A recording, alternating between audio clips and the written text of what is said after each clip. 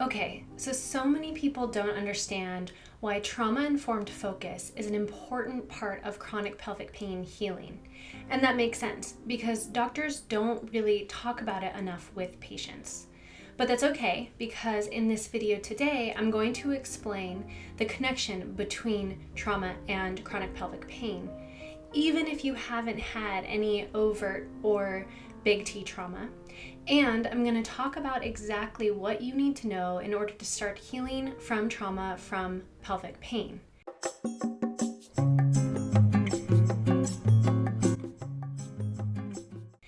Hi, I'm Kayna Cassard from Intuitive Sensuality, and I help vulva owners and those that love them who are struggling with chronic pelvic pain to find relief and powerful pleasure without shame, guilt, or fear taking control over their healing journey.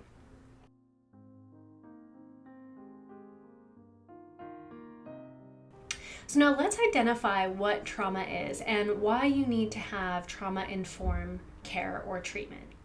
So there's big T trauma, and this is what we're used to understanding about trauma. It's something like physical abuse, sexual abuse, near-death experiences, war, etc. And then there's little T trauma. This might be your case where it's something that's like negative sex messages or negative messages about your body, or having your current yeast or bacterial infections, or even just simply having pain in the pelvic area for over 6 months. So even though these two kinds of trauma types look the same on the outside, inside the body your reaction is pretty similar. With both of them, you go into fight or flight because your body is trying to protect you. Now, scientifically, this shows up in your body as muscle tension, even though you might not notice it.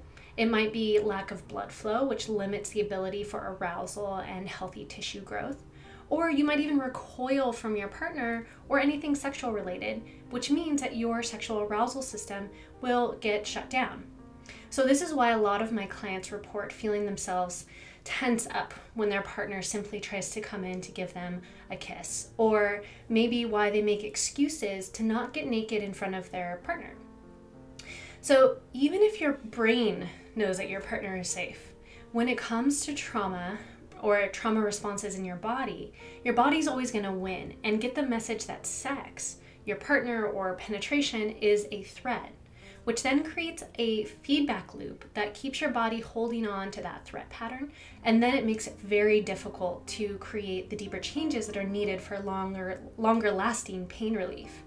So basically, it will always win until you undo these overprotective patterns and break the cycle. Which is why if you've only done the prescriptions or the physical therapy for pain treatment, or even if you've talked to a good therapist, you might still be having pain. So instead, what you do need to do is be able to bring the body into the conversation and have someone who is trauma-informed guiding you through that process. Now, once I changed this for myself and did some trauma reprocessing on a body-based level, I was pain-free in months. And the same thing happened with my clients too when I started to use this method. So in summary, understanding that chronic pain causes a trauma response in the body is the first step.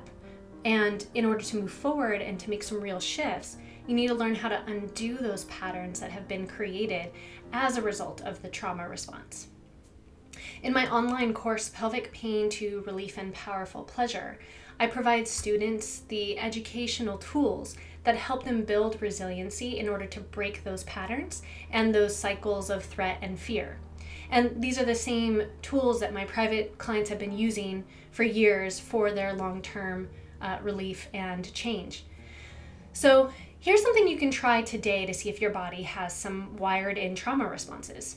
Take out a journal or piece of paper and write down about a memory around your partner making some sort of effort to be physically intimate with you. Maybe it's a longer than normal kiss, or maybe when he presses up against you while cuddling in bed. And then notice what happens in your body as you imagine writing it. What happens in your muscles? Do they get tense? Do you feel your shoulders creep up? What about your stomach? Is there a knot there? Do you feel nausea or guilt? Does your heart rate or your breathing change?